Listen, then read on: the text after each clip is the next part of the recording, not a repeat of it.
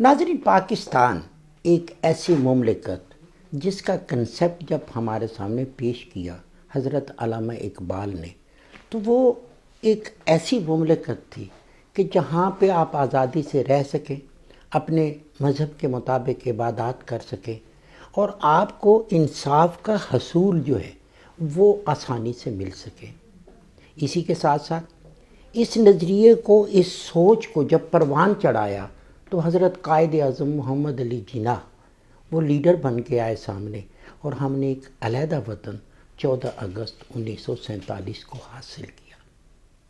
دو قومی نظریہ تھا، ہمارا نظریہ تھا کہ اپنی عبادات اپنے ملک میں آزادی سے جئیں، اور سب سے بڑا مسئلہ جو تھا، اگر ہم اس وقت کے آئین کو دیکھیں، 62 کے آئین کو دیکھیں، 53 کو دیکھیں، 73 کو دیکھیں، تمام آئین جو ہیں وہ اس بات کا تقاضا کرتے ہیں کہ ہمیں انصاف ملے، ہمیں عدالتوں سے انصاف ملے، ہمارے معاشرے اور ملک کو انصاف ملے۔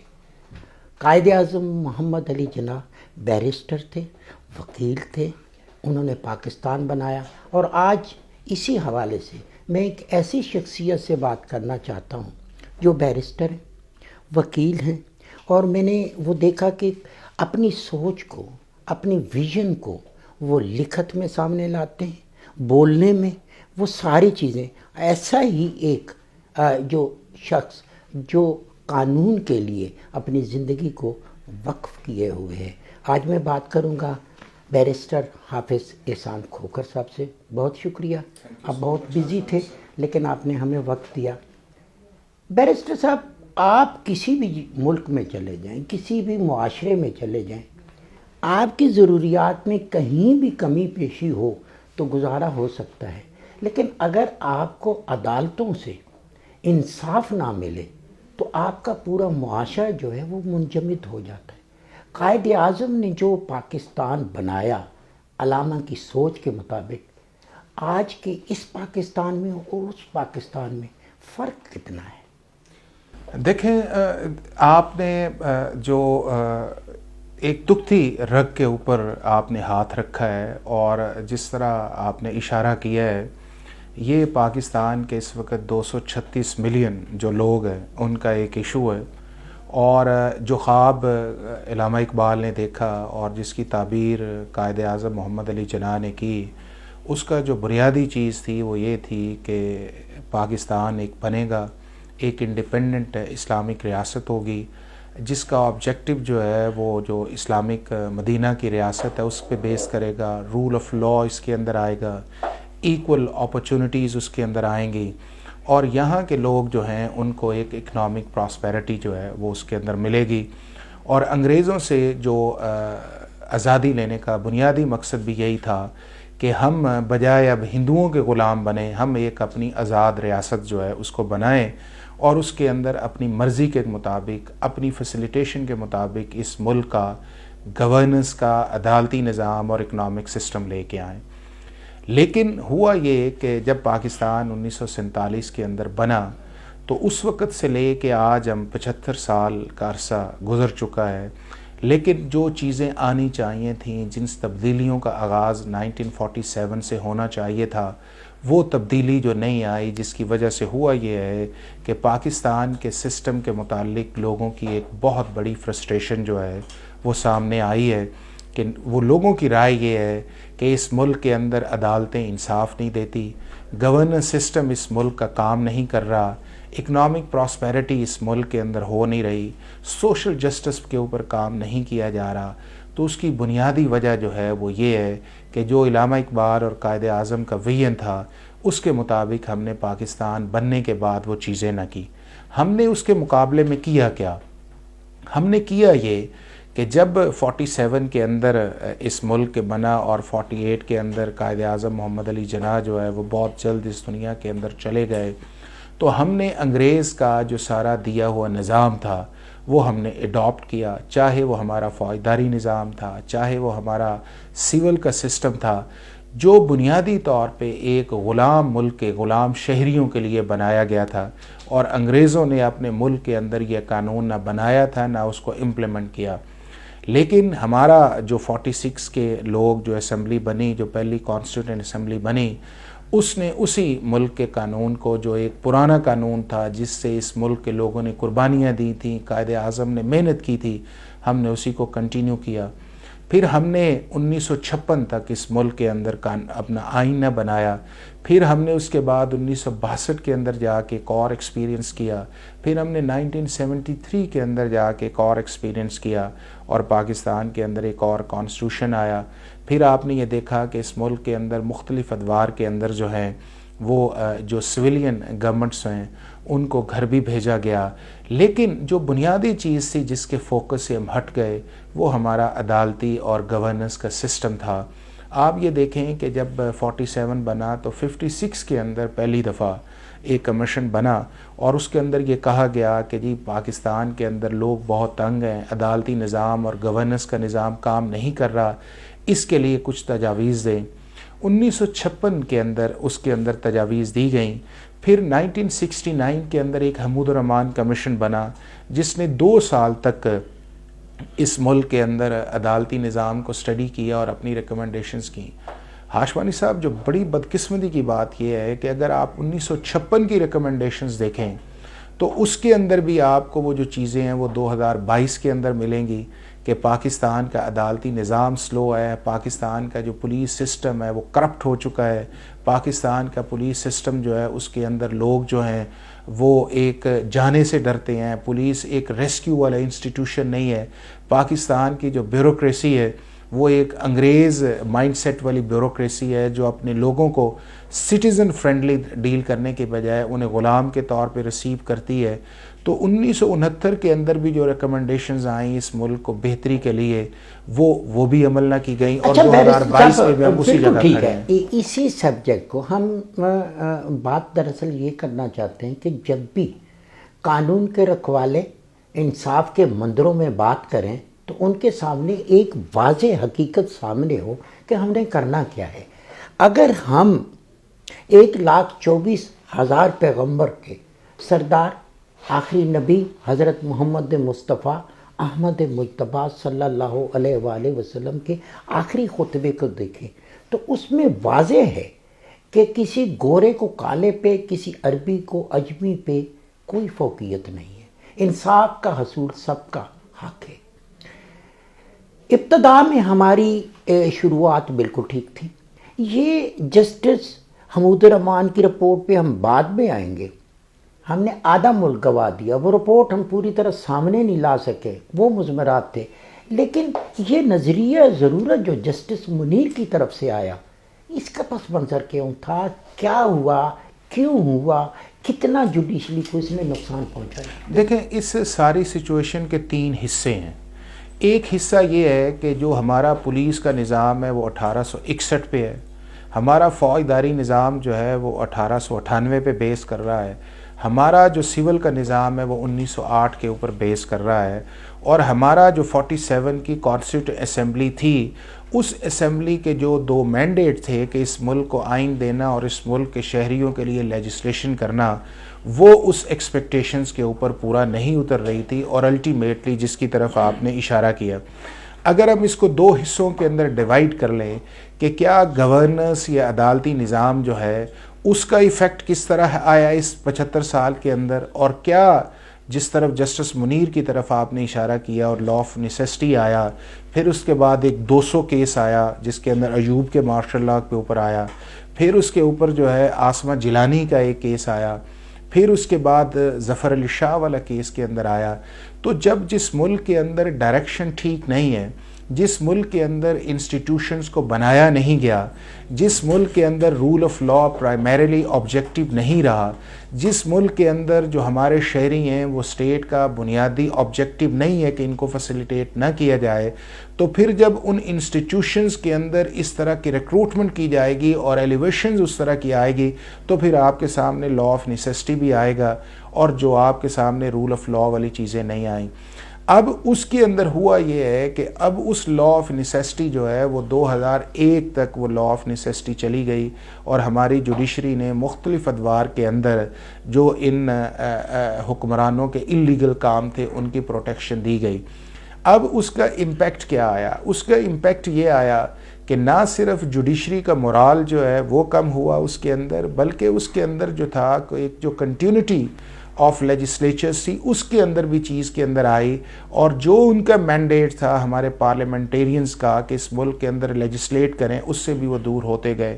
تو پاکستان کے اندر کچھ ایسی ججمنٹس آئی ہیں کہ جس کی ججمنٹس کا ہماری نہ صرف جوڈیشری پہ بہت بڑا اثر پڑا ہے، بلکہ ہمارے عدالتی انصاف کے اوپر بھی بہت بڑا اثر پڑا ہے، اور وہ تاریخ کا ایک ایسا باب ہے جس کے اوپر فخر نہیں کیا جا سکتا۔ ایک اور ہے بیرسٹر صاحب کہ اگر ہم ریاست کے مختلف ستونوں کی بات کرتے ہیں، پارلیمنٹ ایک ایسا ادارہ جہاں پہ ہم قانون سازی کرتے ہیں، اور پارلیمنٹیرین کا یہ فرض ہے ان کا کہ وہ اس کو بنائیں، پھر اس کے بعد امپلیمنٹیشن ہے، ہم نے اس طرف آنا ہے، پھر وہ جوڈیشری جس نے پرفیکٹ طریقے سے آگے اس کو پرفارم کرنا ہے۔ چوتھا ستون جب ہم میڈیا کی بات کرتے ہیں کہ اس نے اس کی نگہبانی کرنی ہے، اس پہ کام کرنا ہے، اس کا اگر آپ درجہ بدرجہ ہم دیکھتے ہیں نا کہ جی ہم پیچھے گئے، ہمیں انصاف نہیں ملتا، ہمارے پرابلم ہے، وہ تو ہم رات گئے تک بات کرتے رہیں گے، ہوگا زیادہ قصوروار آپ سٹیپ بائی سٹیپ کریں تو کس کو سمجھتے ہیں؟ دیکھیں، جو سب سے بنیادی اس کے اندر ذمہ داری ہے وہ 47 کے اندر بھی ہمارے پارلیمنٹس کے اوپر تھی، اور 2022 کے اندر بھی ہمارے پارلیمنٹ کے اوپر ہے۔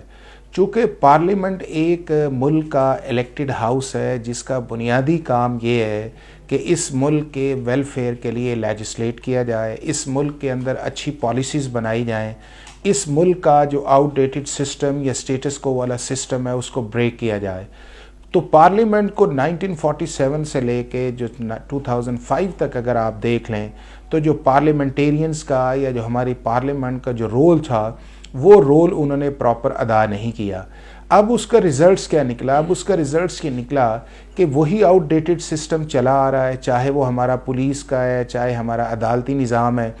اب اگر آپ پراپر لیجسلیشن نہیں کریں گے، یا نئی لیجسلیشن نہیں آئیں گے، یا فرینڈلی لیجسلیشن نہیں کریں گے، یا آپ ٹائم بانڈڈ لیجسلیشن نہیں کریں گے، یا اپنے پروسیجرز کو کم نہیں کریں گے، تو عدالتوں کا کام تو اس کو ایگزیکیوٹ کرنا ہے۔ بنیادی کام لیجسلیشن تو پارلیمنٹ کا ہے۔ اگر پارلیمنٹ آج یہ فیصلہ کر لیتی ہے کہ پاکستان کی جوڈیشری کے اندر ایلیویشن کا یہ پروسیس ہے، کانسٹیٹیوشن کے اندر امینڈمنٹ آتی ہے کہ فیئر ہوگا، ٹرانسپیرنٹ ہو رہا، پبلک ہیئرنگ کے اندر آئے گا، جو بیسٹ امنگ بیسٹ ہے اس کے اندر ایس او پیز کے اندر آئے گا، اور سب کو پتہ ہوگا کہ آئے گا، تو وہ ڈیفینیٹلی جو لوگ آئیں گے اچھے آئیں گے۔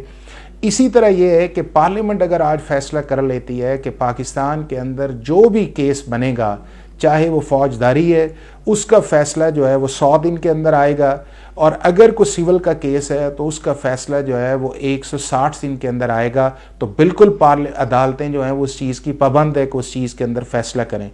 اگر پارلیمنٹ یہ فیصلہ کر لیتی ہے کہ پاکستان کے جتنے بھی قوانین ہیں جو انگریز دور کے بنے ہیں یا اس کے بعد جو بنے ہیں وہ سسٹم کو ڈلیور نہیں کر رہے، اور ہم دنیا کے اندر 140 نمبر پہ پہنچ چکے ہیں، اور ہمارا ساؤتھ ایشیا کے اندر ہم سب سے لوسٹ ہیں، ہمیں ان قوانین کی ضرورت چاہیے، تو عدالتوں کا کام یہ ہے کہ ان قوانین کو عمل درآمد کرنا۔ تو پہلی ذمہ داری جو ہے وہ ہماری پارلیمنٹیرینز کی ہے۔ اس کے بعد جو ہماری ذمہ داری جو ہمارے پالیسی میکرز ہیں، جو اس پالیسی کو امپلیمنٹ کرنے والے ہیں، جو ہمارے بیوروکریٹس ہیں، یا ہمارا گورننس سٹرکچر ہے، کہ اس گورننس سٹرکچر کے اندر جو نیپوٹزم یا آپ کے سامنے جو چیزیں کرپشن جو چیزیں آ چکی ہیں، اس کو بھی ایریڈیکیٹ کرنا جو ہے وہ پارلیمنٹ کا کام ہے کہ ڈسپلنری پروسیڈنگز لیں اور ان لوگ جو غلط کام کریں انہیں ٹھیک کریں، تاکہ جو وہ لیجسلیشنز کریں اس کی ایگزیکیوشن جو وہ آسانی آئے۔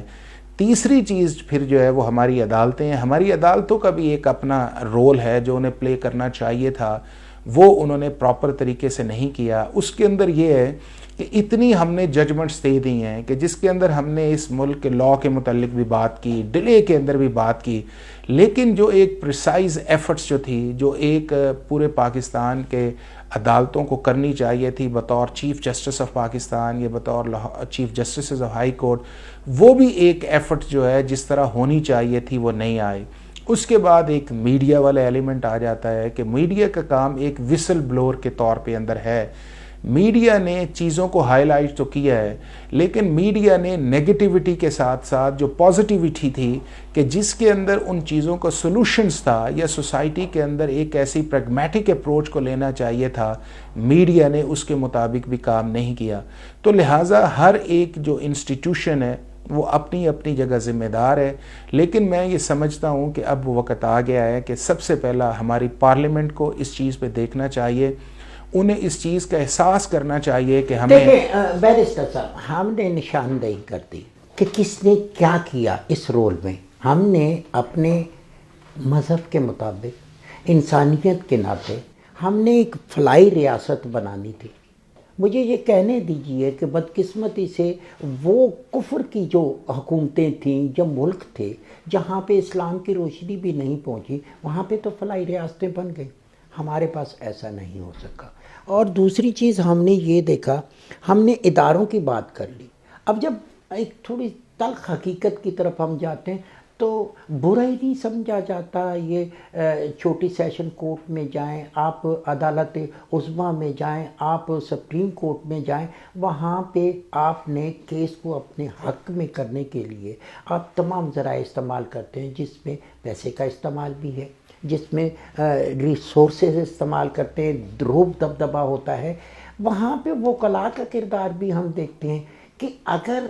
چھوٹی عدالت میں ایک بڑی فیس جو ہے وہ غریب آدمی کے بس میں نہیں ہوتی، تو عدالت عالیہ میں جب وہ ہائی کورٹ میں جاتا ہے یا سپریم کورٹ، وہاں پہ تو فیس لاکھوں سے بڑھ کے اب اگلے فگروں میں چلی گئی ہے۔ تو اس کے لیے ہم کیا کریں؟ وہ شخص جس کے گھر میں ایک جوان بیٹے کا مرڈر ہو جاتا ہے،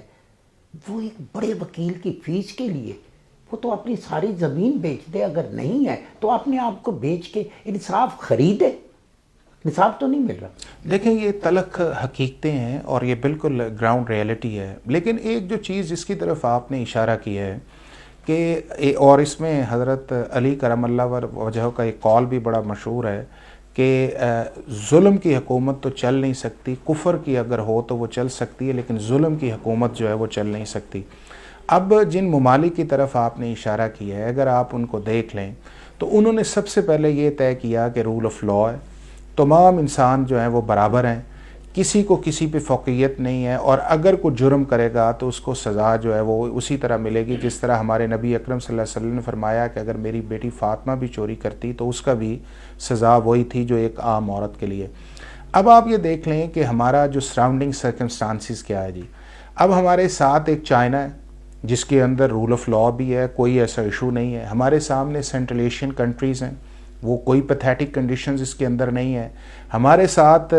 جو مڈل ایسٹ کے کنٹریز ہیں، آپ وہاں دیکھ لیں کہ وہاں بھی رول آف لاء کی بات ہے، جہاں سے پاکستانی جب باہر جاتے ہیں تو آپ کے سامنے ہے کہ کس طرح وہ اسٹرکٹ چیزوں کو فالو کرتے ہیں۔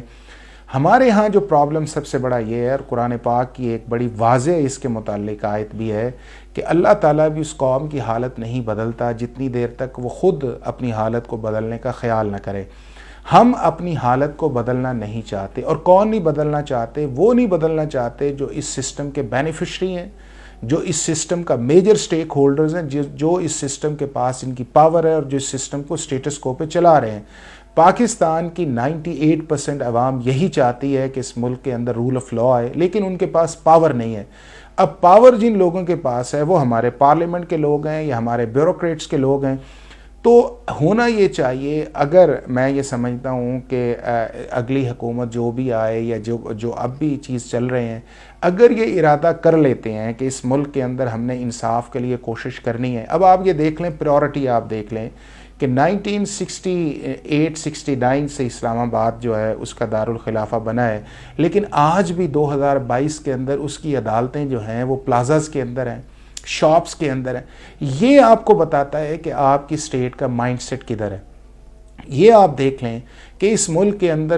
اس وقت 236 ملین کی پاپولیشن ہے، اور ہم نے جو انگریز کا ایک پرانا دیا ہوا نظام ہے اس کو لپیٹ کے چل رہے ہیں، اور ہمارے ججز کی تعداد آپ دیکھ لیں کہ ایک ایک جج کے پاس 100 سے زیادہ کیسز جو ہیں وہ سول کورٹس کے اندر لگے رہتے ہیں۔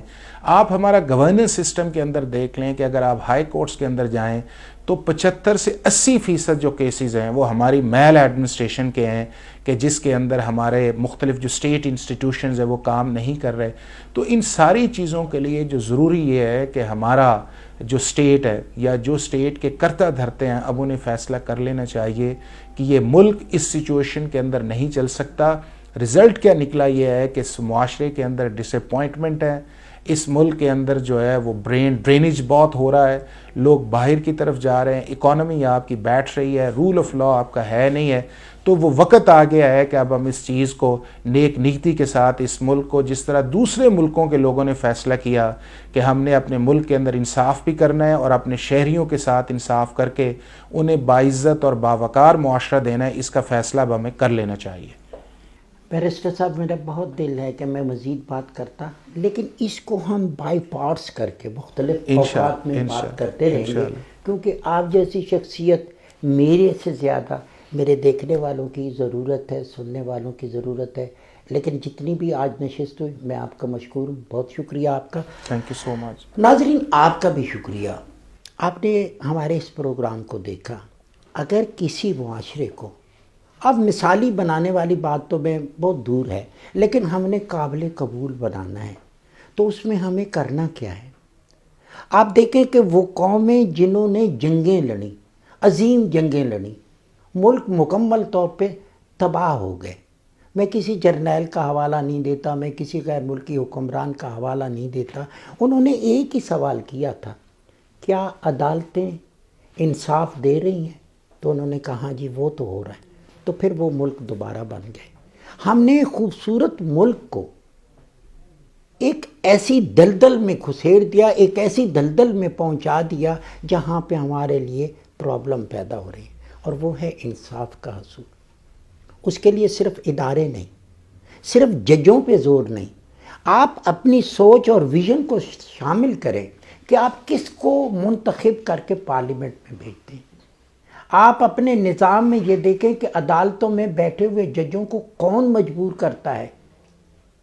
انصاف کے رکاوٹ میں کیا چیزیں ہیں، ان سب کو ختم کرنا ہے۔ میڈیا کا رول جب تاجروں کے ہاتھ میں آئے گا تو آپ کو سچی آواز نہیں آئے گی۔ میں نے تو ایک آواز دینی ہے، اور میری آواز تبھی مؤثر ہوگی جب آپ اس میں اپنی آواز شامل کریں گے۔ آج آپ سب نے دیکھنا ہے کہ انصاف سب کا حق ہے، اور اس میں ہم سب کا کردار ہے۔ آئندہ بہت جلد آپ سے دوبارہ ملاقات ہوگی۔ عصمت آشوانی کو دیجیے اجازت۔ اللہ نے کے بان۔